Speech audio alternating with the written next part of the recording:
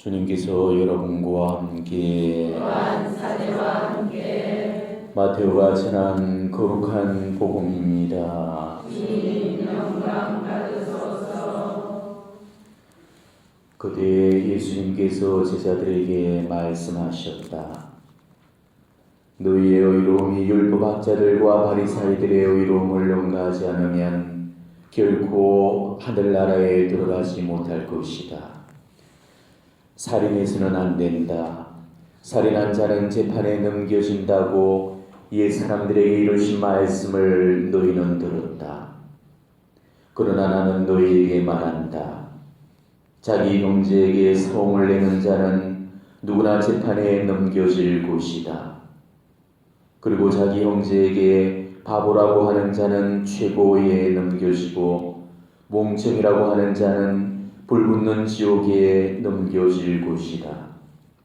그러므로 네가 제단에 예물을 바치려고 하다가 거기에서 형제가 너에게 원망을 품고 있는 것이 생각나거든 예물을 거기 제단 앞에 놓아두고 물러가 먼저 그 형제와 화해하여라. 그런 다음에 돌아와서 예물을 바쳐라. 너를 고소한 자와 함께 법정으로 가는 도중에 얼른 타협하여라. 그러지 않으면 고소한 자가 너를 재판관에게 넘기고 재판관은 너를 형리에게 넘겨 네가 감옥에 갇힐 것이다. 내가 진실로 너에게 말한다. 네가 마지막 한 입까지 다 갚기 전에는 결코 거기에서 나오지 못할 것이다. 주님의 말씀입니다. 그리스도님 참여합니다. 자, 우리 영성의 목표는 뭐죠? 완덕이죠. 하느님 아버지께서 완전하신 것 같이 너희도 완전한 사람이 되어라. 이 예수님 말씀처럼 우리가 완전한 사람들이 되기 위해서, 그래서 완덕을 추구하게 하기 위해서 이곳에 다니고 있는 겁니다. 여러분 어떻습니까? 덕으로 많이 성장하고 진보했다고 생각하셔요? 진짜요? 예. 진짜 신덕은 쑥쑥 자라는 게 눈에 잘 보여요. 근데 애덕이 쌓여가는 그런 모습을 보기가 너무너무 어렵다는 거예요. 오히려 그 애덕이 없어서 내가 지금까지 이 쌓아놓은 그런 이 신덕을 깎아먹는 경우들도 많죠. 하느님 앞에서 이렇게 기도로 쌓아놓은 공로, 또 보석으로 쌓아놓는 공로, 희생으로 쌓는 공로, 다들 얼마나 그거 쌓으려면 어렵게 쌓고 있습니까? 밤 딱 세우면서 그렇게 어렵사리 공로 쌓고, 또 하루 종일 앉아서 묵주백단식이 돌려가면서 겨우겨우 그 공로 쌓아놓고서는 그렇게 어렵게 쌓아놓은 그 공로를 까먹을 때는 한순간에 까먹게 되고 단 한 방에 다 날려버리게 되잖아요. 자, 우리 공로를 통째로 다 날려버리는 곳이 어디겠습니까? 어디건 어디. 우리가 하느님 앞에서 우리 공로 까먹을 일이 뭐 있어요? 그죠? 우리가 공로를 통째로 날리는 거는 사람들과의 관계성 속에서예요. 하느님 사랑으로 함으로써 쌓아놓는 그 공로를 이웃들한테 다 털려버리잖아요. 남편이 내가 쌓아놓던 공로 다 거들내버리죠. 자식이 또 내 공로 다 이렇게 빼앗아갑니다. 미워하는 누군가 또 내 공로를 또 가로채기도 하고 누군가를 험담하면서 또 다 털려버리기도 하죠. 그러니까 우리는 사실 하느님 사랑은 잘 돼요. 아마 하느님 사랑으로 치자면은 아마 전국구 선수들이 될 겁니다. 다들 이 하느님한테는 우리가 얼마나 충실한 영혼들입니까? 하느님을 위해서 이 목숨을 바치라면은 여러분 아마 목숨까지도 내어놓을 그런 사람들일 거예요. 그만큼 하느님 사랑에 있어서만큼은 정말 단단하고 견고해져 있거든요. 근데 이웃을 사랑하는 데서는 늘 우리가 말썽을 일으키고 있지요. 하느님한테 쌓아놓는 그 공로 이웃들한테 다 털리고 다 까먹히고 있잖아요. 자, 이거는 우리한테서 무슨 덕이 부족하다는 소리죠? 애덕이죠.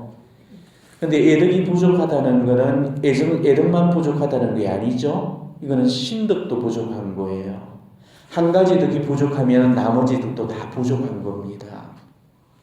그래서 예수님이 부자 청년한테도 그러셨죠. 너한테는 부족한 것이 한 가지가 있다 그랬죠. 그 부자 청년한테 부족한 그 한 가지가 뭐였습니까? 자기 재산을 가난한 사람들에게 나눠주고 따라오라는 것이었죠. 그러니까 자기 재산을 가난한 사람들에게 나눠주는 그 행위를 뭐라고 하죠? 이게 바로 애덕이잖아요. 그러니까 다른 떡은 다 차고 넘치도록 다 갖추고 있었어요. 그런데 결국 그 부족한 그 애덕 한 가지 때문에 결국은 예수님을 온전히 따를 수가 없었다는 거죠. 결국 그 한 가지 부족한 것이 전체를 다 부족하게 만들어 놔버렸죠. 이렇게 수독생이라는 것은 한 가지 그 덕이라도 우리가 닦기를 소홀히 하려면은 이 수독생활은 진보나 성장을 이룰 수가 없는 거예요. 특히 그 수독에서 애덕을 닦는 것을 우리가 빠뜨린다는 거, 이거는 곧 수독생활을 포기하겠다는 거랑 마찬가지입니다. 왜냐하면은 덕 중에 최고의 그 덕이 애덕인 거고 은사 중에 최고의 은사가 바로 이 사랑의 은사죠. 그러니까 모든 덕들이 바로 이 애덕 속에 귀결이 되는 거예요. 최고의 덕이 어떤 덕이죠? 대신덕이죠. 향주 3덕, 믿음, 사랑, 소망, 신덕, 망덕, 애덕. 그 중에서도 제일의 덕이 뭐라고 그랬어요? 사랑이잖아요. 애덕. 그러니까 우리는 이 사랑의 덕을 닦기를 게을리 해서는 안 됩니다. 우리가 아무리 많은 덕을 쌓고 또 공로를 닦아도 그 사람한테 정말 사랑이 없다면은 그거는 울리는 징과 요란한 그 꽹과리에 지나지 않는 거예요. 덕을 닦는다는 거 너무너무 좋은 일이죠. 하지만 우리가 덕을 닦고 또 덕으로 나아간다는 거 이게 얼마나 어렵고 힘든 일인지 모릅니다. 내적 작업이나 혹은 수독 생활 없이 그냥 주구장창 기도만 하고 앉은 사람들이야 뭐 덕인지 떡인지도 모르고 살고 있겠지만은 정말 기도하면서 영적인 길을 제대로 걷고자 하는 그런 영혼들이라면은 이 수독 생활이 얼마나 치열하고 고단한 그런 내적 여정의 길을 걸어야 되는지 아마 처절하게 깨닫고 있을 겁니다. 그 덕 중에서도 그 가장 쌓기 힘들다는 그 애덕을 살아낸다는 것, 그건 정말 힘들고 어려운 일이죠. 가장 쉬운 듯 보이지만은 모든 덕들 중에서 제일 닦기 어려운 덕이 바로 이 애덕이거든요.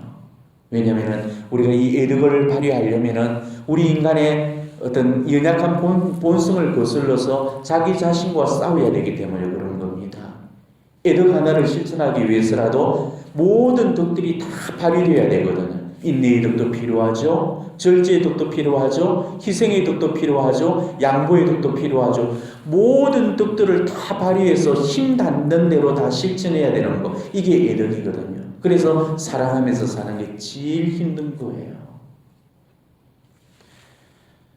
우리가 예수님만 바라보고 살 것 같으면은 뭐 천남 만나 살아도 죄 지을 일이 뭐가 있겠습니까? 그런데 우리가 나날이 대면하고 사는 그런 사람들은 예수님이 아니죠. 예수님 같은 사람이 아닙니다. 예수님 같은 사람만 만나줘도 뭐 죄 지을 일이 뭐가 있겠습니까? 근데 세상에 예수님 같은 사람 만날 수가 있어요? 세상에 예수님 같은 사람은 없습니다. 인생에서 정말 예수님과 얼추 비슷한 사람 하나만 만나도 그거는 정말 행운 중에 행운이고 아마 복 중에 복일 거예요. 자기 자신부터가 이 예수님 같지가 않은데 예수님 같은 사람을 어디서 어떻게 만나겠습니까? 우리는 누구나 다들 불완전하고 또 수많은 결점들을 다 지니고 있죠. 허약함도 있고 또 모자람이나 과함도 다 있습니다.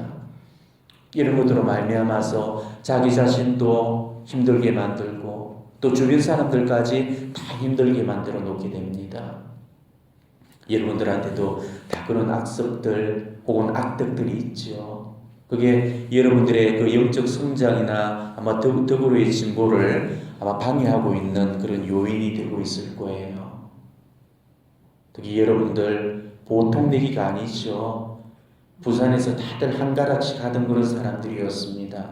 뭐 세상적으로 잘 나가던 그런 호시절 때만 해도 뭐 보통이 아니었죠. 정말 이 자리에 앉아 있기까지 그야말로 산전수전, 해삼전, 공중전까지 다 치르고 그리고 이 자리에 앉아 계신 분들입니다. 그래서 하느님 손길에 다듬어져서 그나마 이 정도라도 되는 것이 예전에는 가닥키나 했겠습니까? 다들 한숨 가시겠을 거고 못되고 사납고 욕심스럽고 고약스럽고 그야말로 별이 별난 그런 구석들이 다 있었을 거예요. 그런 불완전함이 다 상당히 정화가 되어서 지금은 그나마 이렇게라도 지금 얌전하게 고분고분하게 이렇게 바뀌어진 거죠. 그런데도 지금 보면 요 모양 요 꼴이라는 겁니다. 각자가 아마 자기 자신을 들여다보면은 아마 인정하지 않을 수 없을 거예요. 내가 지금까지 이만큼 기도하고 이만큼 정화가 되었다면은 이제 웬만큼이면은 애덕을 거스르는 그런 일이 없어야 되는데도 지금 또 여전히 그 애덕은 내한테서 가장 쉽게 걸려지고 있는 불완전한 덕이 되고 있고 내가 가장 잘못 살고 있는 덕이 되고 있다는 것이죠. 영적인 초심자들이 가지는 제일 큰 고민거리가 뭔지 아십니까? 예수님을 만나고 오면은 이 마음이 평화로 가득 차는데 이 사람만 만나고 오면은 마음의 평화가 다 깨어진다는 소리를 하죠. 차라리 안 만나는 것만 못하고 또 만나고 오면은 이 만난 거를 후회를 하게 되는 겁니다. 그래서 가끔씩은 이꼴저꼴 안 보려고 방문 탁 닫아 걸고 지 혼자 있고 싶을 때도 있죠. 혼자 있으면은 죄 지을 일이 없잖아요. 만났다면은 죄 지을 일밖에 없으니까 그래서 사람 만나기가 두려워진다는 거죠. 여러분도 그렇죠? 예, 이해라고 하는 사람은 진짜 아직도 작업이 한참 덜 된 사람이에요. 우리가 진짜 알아야 될 사실은요, 죄도 사람 슬에서 짓는 거고요, 또 덕이란 것도 사람 슬에서 닦아지는 거죠. 그죠? 죄 안 짓겠다고 사람을 피하게 되면은 물론 죄는 안 짓겠지만은 덕도 못 쌓게 되는 거예요. 나는 자연이다라는 그 TV 프로그램 아시죠? 어떤 연우로 또 수많은 그런 경우에서는 상처로 인해서 사람들 때문에 그 받은 그 상처로 인해서 이 꼴짓꼴 보기 싫어가지고 저 산중에 깊은 심산유구에 들어가서 혼자서 수십 년을 그렇게 살면서 그 사람들이 행복을 읽으면서 정말 나는 이제 모든 걸 치유받았다. 나는 너무 행복하다. 나는 앞으로 산에서 안 내려올 거다. 산이 정말 너무 좋다. 이러면서 그 어떤 행복론을 주장을 하면서 그러면 그걸 바라보는 시청자들이 다 감동을 하죠. 나도 좀 저렇게 한번 살아봤으면 좋겠다. 여러분도 그런 마음 가지셨죠? 근데 그 사람들은 사실 죄 지을 기회는 피한 것은 분명하지만은 덕을 쌓을 기회까지도 피해버린 거죠. 그렇기 때문에 죄는 없지만은 덕 또한 없습니다. 그러니까 그거는 절대 바람직한 모습이 아니죠. 몰라요. 하느님이 부르시는 그 소명의 길이라면은 그런 은수적인 그런 삶이 허용이 되겠지만은 그게 아니라면은 그거는 틀림없이 잘못된 선택을 하고 있는 거죠. 죄 지을 기회는 곧 공로를 쌓을 수 있는 그런 기회가 되기도 하죠. 그죠? 우리는 이 자꾸 죄 지을 수 있는 그 기회를 공로를 쌓을 수 있는 그런 기회로 돌려야 되는 거예요. 그렇다면은 우리 삶이 죄 지을 그런 기회를 얼마나 허다히 많은 그런 공로를 쌓을 수 있는 그런 기회로 바꿀 수가 있겠어요. 누구를 만나고 오든 또 어디를 갔다 오든 혼자 있든 둘이 있든 여럿이 함께 있든 어떤 순간에도 평화가 깨어지지 않아야 되는데 사람만 만나고 왔다면 평화가 깨진다? 그거는 그 사람한테 문제가 있는 그 상대방한테 문제가 있다기보다는 그는 나한테 더 문제가 있다는 것이죠. 자, 똑같은 상황 속에서도 어떤 사람은 그 상황 속에서 그냥 걸려지고 넘어지고 자빠지는데 어떤 사람은 그 상황을 정말 지혜롭게 잘 비교하거든요. 누구는 그런 상황에서 화를 벌컥 내는데도 누구는 그냥 호호하고 그냥 웃음으로 받아 넘겨주는 줄 알죠. 자, 이거는 뭘 의미하겠습니까? 그 상황이 문제가 되는 게 아니고 바로 내가 문제가 된다는 거죠. 그만큼 내가 덜 정화가 되었다는 소리고 작업해야 될 영적 부분들이 아직 많아 남았다는 그런 소리인 거예요. 한마디로 말해서 애덕이 부족하다는 소리죠. 사랑으로 열려진 삶을 제대로 살아가지 못하고 있다는 증거입니다. 내가 정말로 사랑에 찬 그런 삶을 살아가게 되면은 누구한테나 걸리고 맡기는 그런 게 없으시죠. 그리고 그 사람들 속에서도 절대 내 평화를 뺏기는 일이 없습니다. 항시로 그 마음이 평화로 채워져 있거든요. 그러니까 내 마음에 평화가 없다는 것은 곧 내 안에 애덕이 없다는 소리예요. 언젠가 어느 자매님 면담하면서 그 자매님이 저한테 했던 그 고백이 있는데 아직도 저는 그 말씀이 잊혀지지가 않고 늘 제 가슴 속에 남아 있습니다. 그 자매는 그 주변의 그런 사람들로 인해서 상처를 받고 늘 힘들어하고 아파했거든요. 그 자매가 저한테 푸님을 누르놓듯이 했던 말이 이거예요. 신부님, 정말 사랑하면서 살기가 왜 이렇게 힘이 드나요? 사랑하면서 사는 것이 왜 이렇게 힘이 드냐? 저도 정말 그 말씀에 깊이 공감을 하고 있습니다. 왜? 저 역시도 사랑하면서 살기가 힘들어 죽겠습니까? 사랑하면서 산다는 거 이거 절대 말처럼 쉬운 게 아닙니다. 백의 얼굴, 천의 마음, 만의 생각이 다 다른 게 이 사람인데 그 속에서 이 마음에 드는 그런 사람 몇 안 되죠. 내 마음에 들지 않는 사람들이 대부분인 거예요. 내 마음에 든다는 그 사람들도 내 마음 같지 않을 때가 얼마나 많습니까? 그러니 이 사랑하면서 산다는 게 어떻게 쉬울 수가 있겠어요? 우리는 저마다 공동체에 소속되어 있죠. 우리 사람은 절대 혼자서는 살아갈 수 없는 그런 존재들입니다.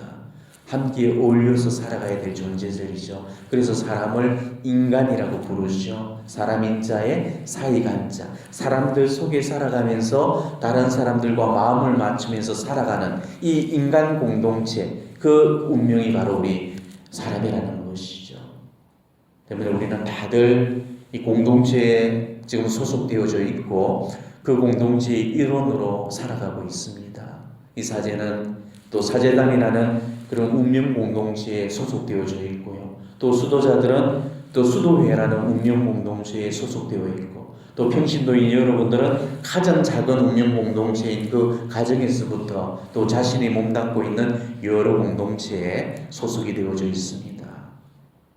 그런 각자의 그런 자리에서 그 이런들과 서로 마음을 맞추면서 살아간다는 거 이게 얼마나 어려운 일인지 몰라요. 몸도 주고 마음도 다 주면서 그렇게 수십 년을 살아왔던 부부들도 그 한 사람한테도 못 맞춰가지고 늘 티격태격 싸우고 삐그덕거리잖아요. 고작 두 사람 마음 맞추기도 그렇게 어려운 건데 수십 명이 마음을 맞추면서 산다는 거 이거는 거의 아마 불가능에 가까울 거예요. 공동체가 늘 시끄러워지는 이유가 바로 그것 때문이죠. 서로 간에 마음을 맞추기가 너무 어렵다 보니까 그런 겁니다. 그래서 이 공동체 중에 시끄럽지 않는 공동체가 없는 거고 바람 잘 나는 공동체가 없는 게 바로 그래서 그런 겁니다. 공동체라는 그 말은요, 말 그대로 공동의 몸이라는 말이에요. 공동몸, 몸이 하나라는 거죠. 그래서 지체 하나가 탈이 나게 되면은 몸 전체가 다 통증을 느끼게 될 수밖에 없는 겁니다. 자, 입이 자기는 먹이 싫다고 입을 딱 다물어 버리면은 결국 몸 전체가 죽어버리게 되죠. 똥꼬가 자기는 싸지르기 싫다고 해가 탕문을 딱 닫아 버리면은 또 몸 전체가 죽어버리잖아요. 그러니까 결국 자기 하나만 생각하는 그 이기심, 자기 중심적인 그 사고가 결국은 그 큰 공동체에 진통을 주고 아픔을 주는 이유가 되는 거죠. 나만 안 아프다고 해서 그게 안 아파지는 게 아니죠. 나만 잘 산다고 해서 그게 잘 사라지는 게 아닙니다. 나 하나 이래 한다고 뭐 어찌 되겠어? 이게 아니죠. 나 하나의 아주 작고 사소하고 보잘것없고 미미한 그 움직임, 그 작은 게 전체에 영향을 미쳐놓게 되는 겁니다. 나 하나, 내 하나의 움직임이 그 전체한테 진동을 줄 수도 있고 기쁨을 줄 수도 있는 거. 이게 공동의 목, 이게 바로 공동체라는 것입니다. 공동체는 자기를 남한테 맞추는 곳이에요. 그러니까 개인의 이익을 위해서 모인 곳이 아니고 공동의 이익, 이거를 공동선이라고 그러죠. 공동선을 위해서 모여진 곳, 이게 공동체입니다. 그래서 정당이나 조직과는 또 다른 거죠. 뭐 회사 조직이라든지 국회 정당 이거를 우리가 공동체라고 부르지 않죠? 그는 개인이나 집단의 이익을 위해서 조성된 단체니까 이 공동체가 아니죠. 공동체라고 불려지기 위해서는 반드시 공동선을 이루어주는 곳이에요. 나한테도 좋고 너한테도 좋고 우리 모두한테 두루두루 다 좋은 거, 이게 바로 공동선이거든요. 바로 그 공동선을 이루기 위해서는 남을 자기한테 맞추는 게 아니고 자기를 남한테 맞추려는 그런 노력을 해야 됩니다. 그래야 선익의 결과를 얻게 되는 거예요. 근데 우리는 보통 어떻습니까? 남을 자기한테 맞추도록 그렇게 하려고 하잖아요. 그래서 우리한테서 공동선이 이루어지지 않고 있는 거죠. 그렇다면 왜 내가 남한테 맞춰주지 않고 남이 나한테 맞춰주기를 우리가 바랄까? 자기를 남한테 맞춘다는 게 너무 힘들고 어려우니까 그런 겁니다. 자기를 남한테 맞추려면은 그거는 곧 자기를 죽여야 가능하거든요. 시뻘건 자기 자존심도 죽여야 되죠. 불같은 성깔도 죽여야 됩니다. 완고한 고집까지 다 꺾고 죽어야만 가능한 겁니다. 내가 낸대하는 그런 어떤 자만심, 우울감 갖고는 절대 나를 남한테 맞춰줄 수가 없는 거죠. 자기를 희생하고 자기를 내어줄 때만 비로소 가능해지는 겁니다. 끊임없이 침묵하고 인내할 때만 가능해지는 거예요. 도저히 참을 수 없을 때도 한 번 더 참아주는 거. 도저히 용서할 수 없을 때도 한 번 더 용서해 주는 거. 진짜 목구멍에서 욕이 기어 올라오고 입이 달짝거려질 때도 한 번 더 침묵해 주는 거. 이런 게 바로 공동체 안에서 우리가 해야 될 애들의 모습이라는 것이죠. 그런데도 이러기가 쉽습니까? 어렵죠. 저한테도 그런 것이 너무나 안 되고 있는 그런 숙제거리입니다. 말씀대로 좀 잘 살아보려고 이렇게 해보면은 항상 또 어디서든지 딴지가 걸리죠. 누가 어디서 뜬금없이 시비를 걸어오고 또 갈구고 또 어디서든지 태클이 걸리게 돼요. 저한테서도 지금 마음이 걸리고 있는 사람이 한 2명 있습니다.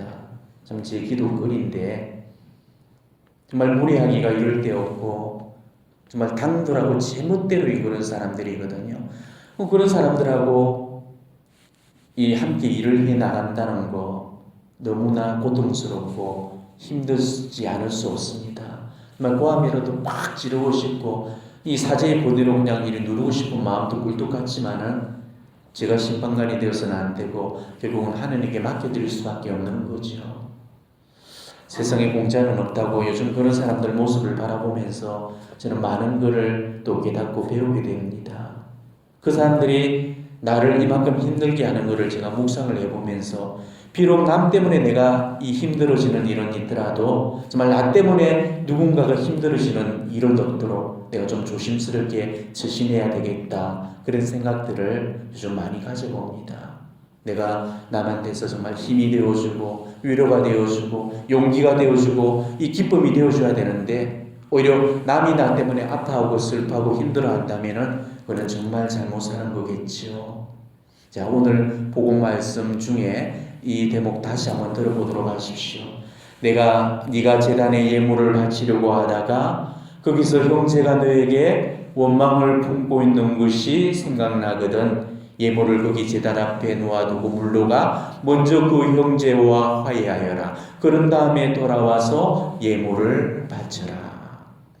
자, 여기서 이 말씀에 한번 주목해 보실까요? 형제가 너에게 원망을 품고 있는 것이 생각나거든. 자, 네가 형제한테 원망을 품고 있는 것이 생각나거든이 아니죠. 지금 내가 누군가를 하고 있는 그거를 이야기하는 게 아니고 누군가가 나를 미워하고 있는 그거를 이야기한다는 것이죠. 무슨 말인지 알겠죠? 자, 형제가 너한테 원망을 품고 있는 것, 이게 무슨 죄입니까? 남을 죄짓게 하는 죄잖아요. 그죠? 이 죄는 정말 큰 죄입니다. 이 죄가 왜 큰 죄가 됩니까? 그 사람이 나를 미워하도록 내가 그 사람 마음속에 미움을 넣어준 거죠. 그리고 만약 그 사람이 나한테 어떤 복수를 생각했다, 그리고 어떤 사악한 계획을 꾸몄다, 그러면 더 큰 죄를 짓게 만드는 거죠. 실제로 또 그 사람이 그런 계획을 실제 어떤 행동에 옮기고 실행에 옮겼다면은 이거는 돌이킬 수 없는 멸망의 죄까지 범하게 만드는 거죠. 우리가 실제로 어떤 범행이 질러지는 경우를 보면은 계획적인 그런 범죄보다는 한순간에 어떤 돌이킬 수 없는 그런 분노를 인해서 충동적이고 우발적으로 질러지는 경우들이 많죠. 그러니까 형제가 원망을 품도록 만드는 그 죄, 그거는 한 영혼을 파괴시키다 못해서 멸망시킬 수 있는 그런 죄라는 겁니다. 그만큼 무섭다는 거죠. 그러니까 이 죄가 어떻게 우리가 가벼운 죄라고 말할 수가 있겠습니까? 이 죄는 그야말로 대죄 중에서도 가장 중한 대죄에 속하는 거죠. 그래서 예수님께서 보면은 최고의 황금률이라고 일러주셨던 그 황금률이 뭡니까? 남에게서 바라는 대로 남에게 해주어라. 이게 예수님께서 말씀하신 최고의 황금률이에요. 그러니까 지금 이 남을 죄짓게 만든 이 죄는 예수님께서 일러주신 최고의 이 황금률을 깨트리도록 만든 죄라는 것이죠. 내가 남에게서 바라는 대로 남한테 안 해준 거니까, 그래서 그 사람이 나 때문에 죄를 지은 거잖아요. 그죠? 그러니까 그 죄가 크다는 거죠. 자, 주님께서는 남을 죄짓게 만든 그 죄는 더 큰 벌을 받는다고 오늘 분명히 경고를 하셨습니다. 어떤 벌을 받는다고 그랬죠? 목에다가 연자맷돌을 달고 바다에 던져지는 편이 더 낫다, 이런 말씀을 하셨잖아요.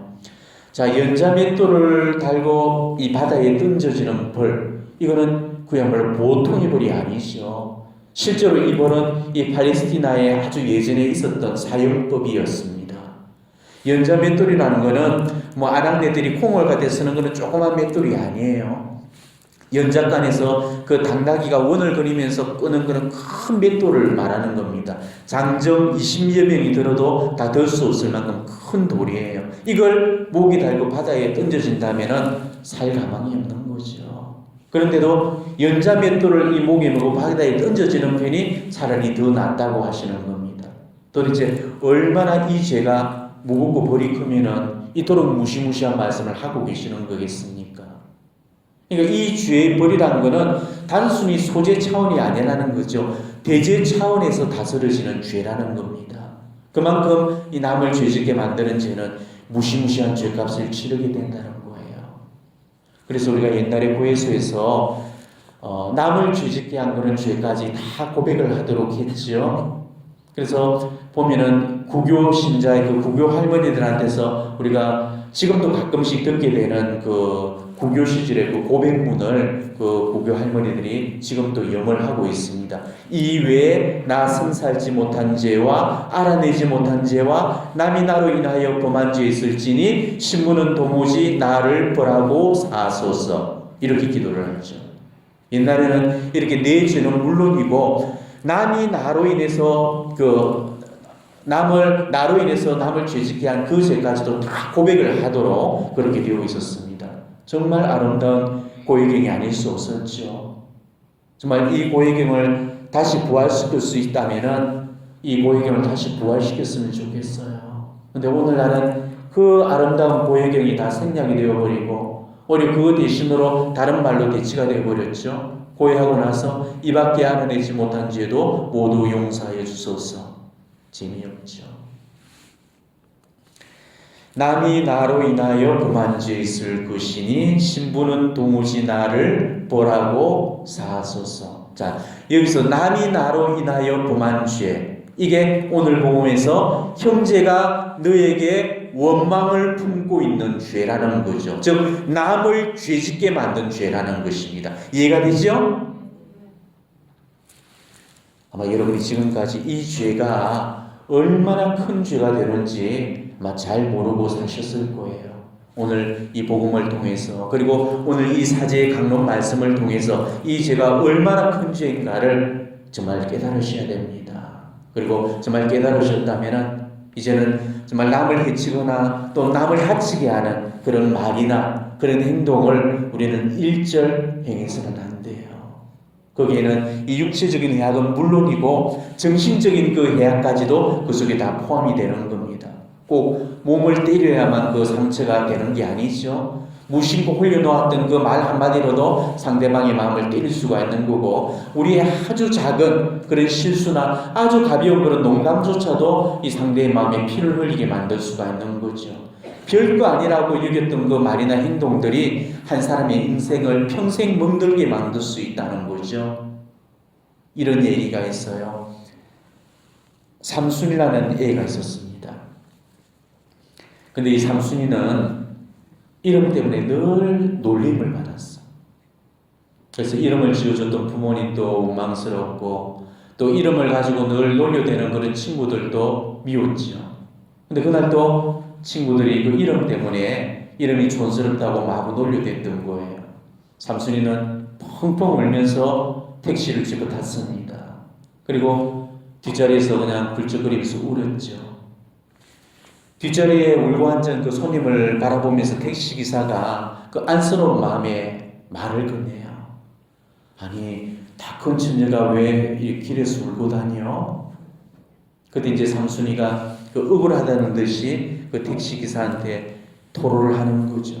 그제 우리 친구들이 자꾸 제 이름을 가지고 놀리잖아요. 그게 저한테 평생 스트레스거든요. 그러면서 굴쩍거리는 겁니다.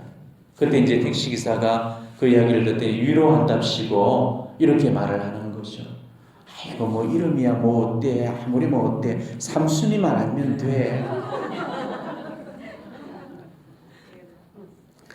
어릴 때 저도 놀림을 많이 당했죠. 깨강정, 뭐 땅콩강정, 옥고시 이런 이름은 그래도 뭐 애교 차원에서 웃어줄 수 있지만은 제일 듣기 싫었던 그 별명이 속빈강정이라는 말이었어요. 뭐 사람들은 그 따위 가지고 이렇게 상처받냐 하겠지만은 그 사람들한테는 그 이름이 핸디캡이고 또 숨기고 싶은 약점이 되어질 수가 있는 거죠. 우리가 재밌다고 던진 돌에 깨구리는 결국 죽는 법이잖아요. 다른 사람들한테 상처 주는 걸 좋아하고 즐길 사람 아마 없을 겁니다. 어떤 사람도 상처 주는 거 원하지 않을 거예요. 그러니까 대부분의 그 상처라는 거는 자기가 준지도 모르고 주게 되는 거죠. 나도 전혀 모르는 것이 상대방한테 상처가 되는 그런 경우들이 많이 있습니다. 저한테 아마 여러분들 이런 경험들을 가져보셨을 거예요. 어느 날 나하고 그렇게 가깝게 지내던 그 친구가 갑자기 그 태도가 돌변해서 그야말로 냉랭하게 이럴 데 없이 이렇게 살살밖에 군다든지, 아니면 갑자기 전화도 안 받고 뭐 찾아가도 만나주지도 않고 딱 연락 끊어버리고 또 잠수를 타버리는 그런 경우들이 있었죠. 도대체 이 이유가 뭔지 좀 이유라도 알고 싶으면 알았으면 좋겠다고 그러잖아요. 근데 만약 이런 상황이 발생이 되었다면은 이거는 틀림없이 나의 어떤 말이라든지 행동 때문에 그 친구가 상처를 받았기 때문이에요. 나중에 딱 화해를 하고 그 이유를 듣게 되면은 그야말로 황당하고 당황스럽게 이럴 데 없는 너무너무 유치찬란한 이유 때문에 그랬던 겁니다. 나한테는 전혀 상처가 될 것 같지도 않은 그런 말이 오히려 상대방한테는 심각한 상처가 되어지는 경우들이 너무 많다는 겁니다. 그러니까 우리는 그동안 어떤 식으로든 간에 말이나 행동으로든 이 누군가의 마음을 아프게 한 적이 많았을 겁니다. 알면서 했을 수도 있고요. 전혀 모르고서 했을 수도 있을 겁니다. 뭐 알면서 했든 모르면서 했든 그거는 중요한 게 아니죠. 왜? 상대는 어쨌든 내가 했던 그 말이나 행동 때문에 이미 상처를 받은 거니까요. 물론 모르면서 줬던 그 상처보다는 알면서 줬던 그 상처가 훨씬 더 나쁘기는 하죠. 하지만 모르면서 줬던 그 상처가 훨씬 더 치명적이고 심각한 상처가 되어질 수 있다는 거예요.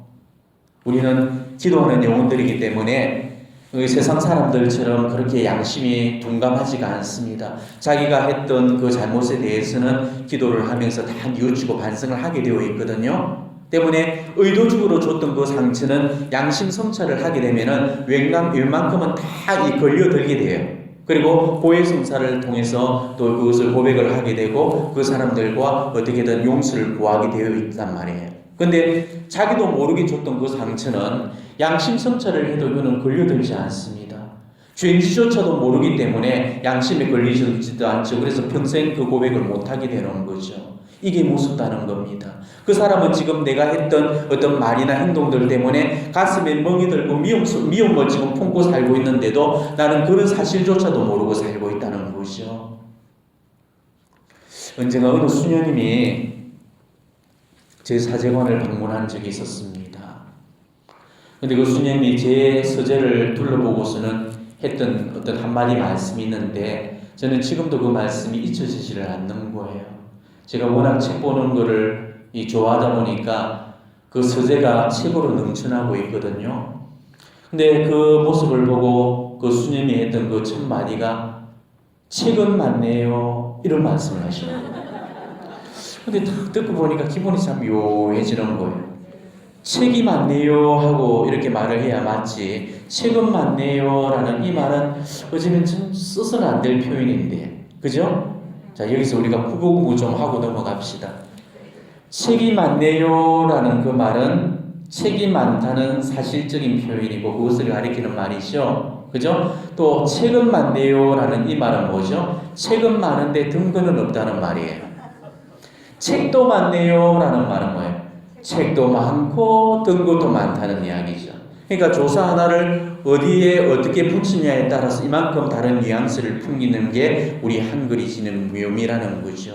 자, 그날 제가 들어서 제일 기분 좋은 말이 무슨 말이었겠습니까?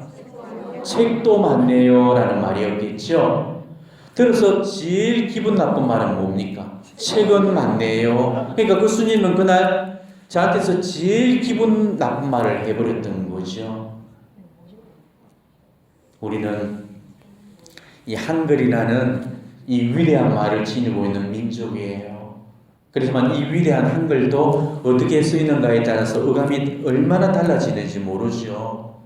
진짜 님자에 점 하나 잘못 짓게 되면 남이 되는 게 이 우리 한글이 지니고 있는 무서움이거든요.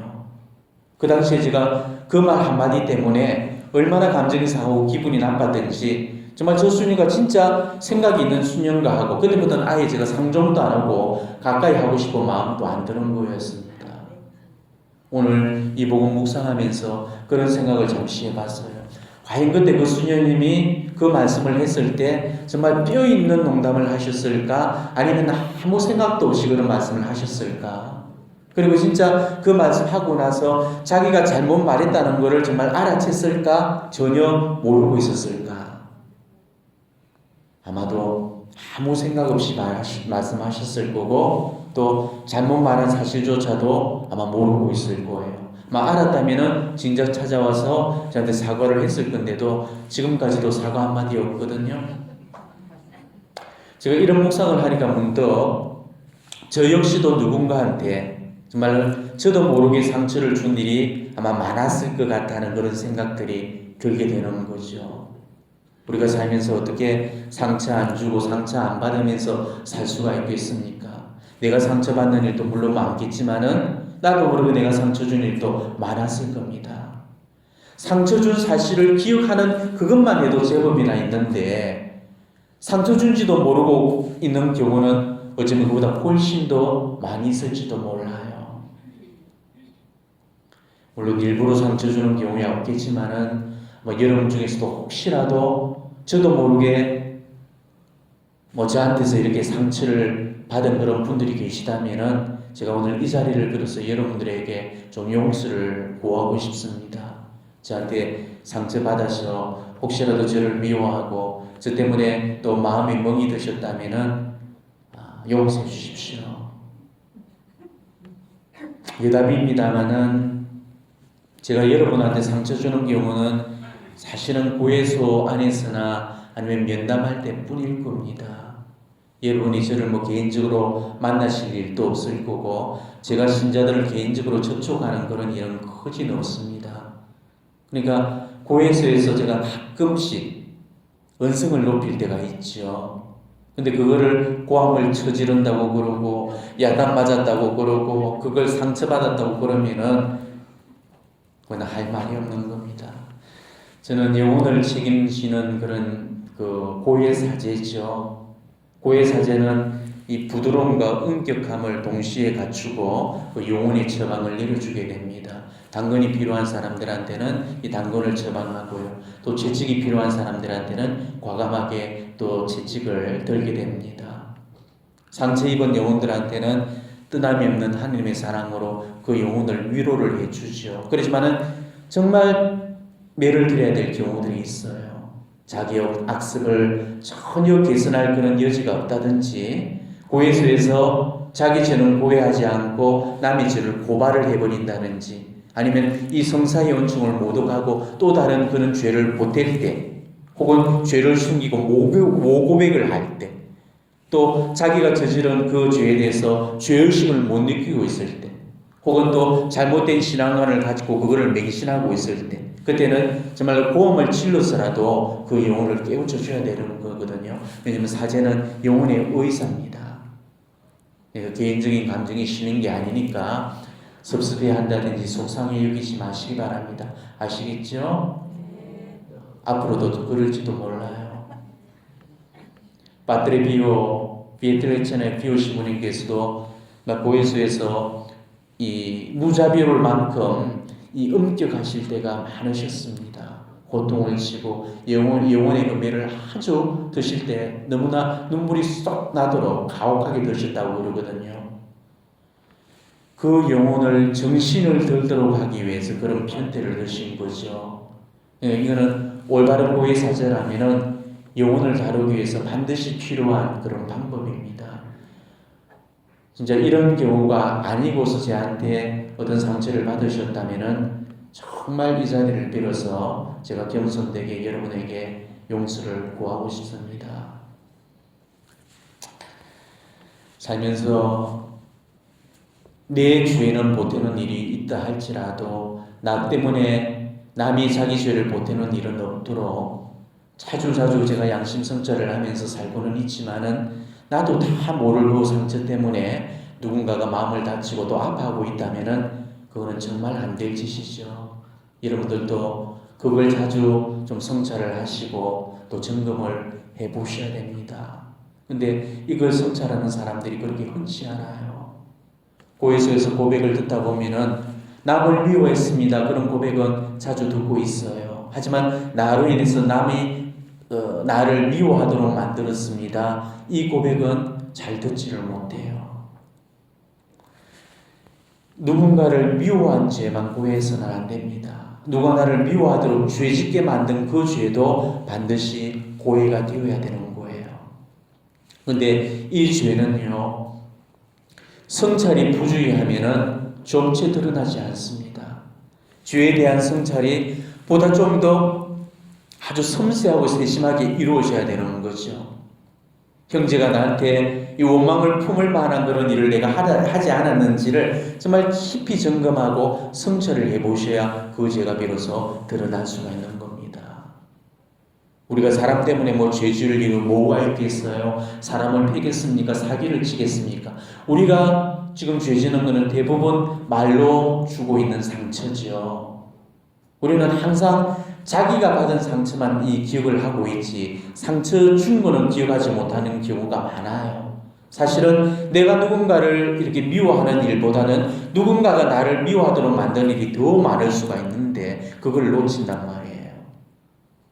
우리가 잘 쓰는 표현 중에 아이고 꼴랑 그런 것 가지고 삐지냐 그런 말 잘 쓰죠. 자, 삼순이는 그 위로해 주려는 택시기사가 했던 그 한마디 말 때문에 또 한 번 울었다는 사실을 우리는 기억하셔야 되는 것이죠. 위로랍시고 줬던 그 조언이 오히려 책망으로 들려질 때도 많다는 것입니다. 욥의 친구들이 그랬죠. 욥을 위로한답시고 와가지고 한마디씩 건드렸던 그 친구가 오히려 욥의 가슴을 갈갈이 찢어 놓았잖아요. 오늘 내가 내뱉었던 그 한마디 말이 정말 누군가한테 또 다른 상처가 되지는 않았는지 그걸 늘 조심하게 살피고 그 말 한마디를 할 때도 정말 다르를 고를 때도 고르고 골라서 신중하게 이것을 뱉어야 됩니다. 한 번 내뱉은 말은 회수가 불가능하거든요. 나는 의당하다고 생각하고 내뱉었던 그 말이 상대방한테는 치명적인 상태가 되어질 수도 있죠. 그러니까 역지사지의 입장을 항상 생각하시고 내가 그런 소리를 만약 듣는다면 내 기분이 어떨까 그것부터 먼저 생각을 해보시고 말을 꺼내놓으셔야 되는 겁니다. 그래서 이 말이란 거는 늦으면 늦을수록 좋은 거고 없으면 없을수록 더 좋은 거죠. 말수를 줄이는 게 이 죄를 피할 수 있는 가장 확실한 방법이 되는 겁니다. 그래서 이 침묵이 제일 좋은 언어라는 거죠. 그래서 가급적이면 말을 아끼시고 말을 삼가하시고 이 침묵하는 법을 배우도록 하십시오. 그리고 누군가를 화나게 하고 또 누군가를 슬프게 만들고 또 누군가를 미워하도록 이렇게 만든 일은 없는지 그걸 자주 성찰하시고 또 묵상을 해서 이 양심에 걸리는 그런 사건들이나 일들이 있었다면 열일을 제쳐놓고서라도 그 사람한테 달려가서 속죄를 구하고 용서를 청하셔야 됩니다. 우리가 정말 잊어서는 안 될 그 무서운 진실은 내가 남한테 준 그 상처는 결국은 부메랑이 되어서 내한테로 고스란히 돌아와진다는 거예요.